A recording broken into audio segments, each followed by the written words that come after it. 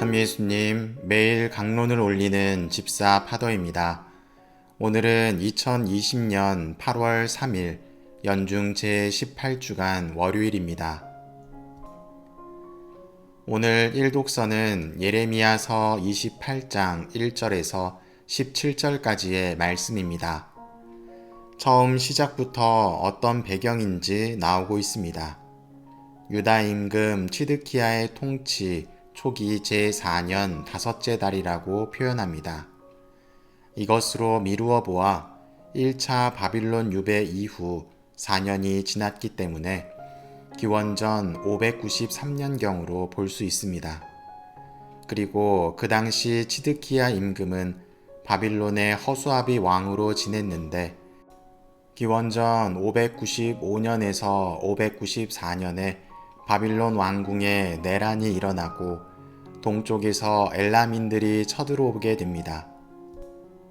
그러면서 바빌론의 구속 아래에서 벗어나야 하는지 말아야 하는지에 대해서 고민을 하게 됩니다. 결국 기원전 589년에 이집트와 손을 잡고 반란을 일으키게 되고 587년에 제2차 바빌론 유배를 초래하는 결과를 얻게 됩니다. 강론을 듣기 전에 예레미야서 26장부터 읽어보시는 것을 권해드리며 28장의 내용을 살펴보겠습니다. 독서의 제목은 예레미야와 거짓 예언자 하난야의 대립입니다. 내용은 제목과 마찬가지로 예레미야 예언자와 하난야라는 거짓 예언자 사이의 대립에 관한 이야기가 나옵니다. 하난야 예언자는 사제들과 온 백성이 지켜보는 가운데 예레미야에게 이야기합니다. 만군의 주 이스라엘의 하느님께서 이렇게 말씀하신다. 내가 바빌론 임금의 멍에를 부수기로 하였다. 2해 안에 바빌론 임금 네부카드네자르가 이곳에서 가져간 바빌론으로 옮겨놓은 주님의 집 모든 기물을 내가 이곳에 다시 돌려놓겠다. 바빌론으로 끌려간 유다 임금 여호야킴의 아들 여콘야와 유다의 모든 유배자를 이 자리에 다시 데려다 놓겠다. 주님의 말씀이다. 내가 정녕 바빌론 임금의 멍에를 부수겠다. 여기서 나오는 멍에는 27장에 나오는 예레미야 예언자가 하느님으로부터 받은 예언이었습니다. 그리고 하느님께서는 예레미야 예언자를 통해서 바빌론 임금에게 머리를 숙이고 항복하라는 예언을 하셨지만 하난야는 그와 반대되는 이야기를 하고 있습니다. 그러면서 하느님의 말씀이라고 선포하고 예레미야 예언자를 통해 이야기한 멍에를 부수어 버리겠다고 이야기합니다. 그러나 하느님께서는 예레미야 예언자를 통해서 나무로 만든 멍에를 부수고 철로 만든 멍에를 짊어지려 한다며 거짓 예언자를 질책하십니다. 그리고 이렇게 이야기합니다. 주님께서 당신을 보내지 않으셨는데도 당신은 이 백성을 거짓에 의지하게 하였고 그러므로 주님께서 이렇게 말씀하십니다. 내가 너를 땅 위에서 치워버리리니 올해에 내가 죽을 것이다. 너는 주님을 거슬러 거역하는 말을 하였다. 결국 하난야는 그의 7째 달에 죽음을 맞이하게 됩니다. 우리는 우리가 듣고 싶고 되었으면 좋겠다고 생각하는 것을 희망합니다. 그리고 그것은 하느님의 뜻과는 반대되는 모습을 지니곤 합니다. 오늘 독서의 모습은 하느님의 뜻을 따르지 못하는 이유를 거짓 예언자를 통해 드러내고 있습니다.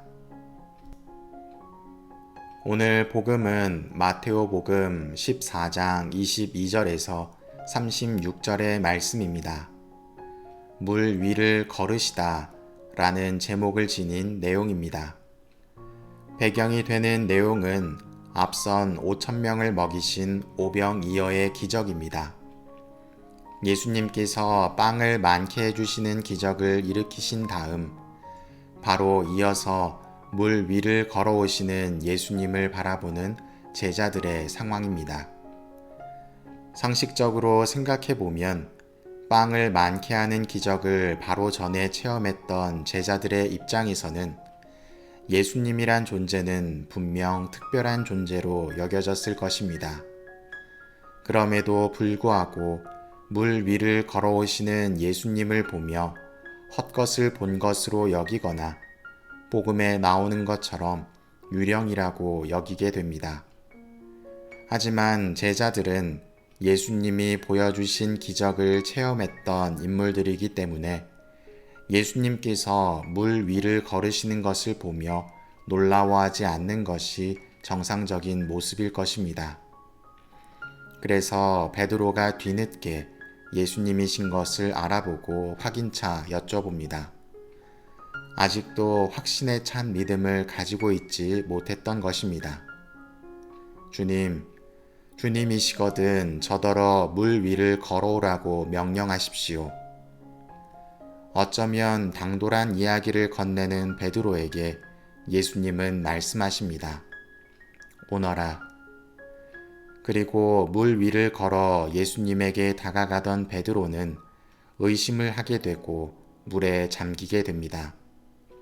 예수님은 그의 손을 붙잡고 이렇게 말씀하십니다. 이 믿음이 약한 자야, 왜 의심하였느냐? 오늘 복음은 예수님에 대한 믿음과 의심에 관한 내용을 보여주고 있습니다. 수많은 기적들을 체험했던 제자들도 예수님의 존재를 쉽사리 믿기 힘들어했다는 것을 볼 때 믿음을 가지는 것이 얼마나 어려운지를 보여주고 있습니다. 오늘 독서의 내용과 복음의 내용을 보면서 믿음이 생기는 과정에 대해서 생각하게 됩니다.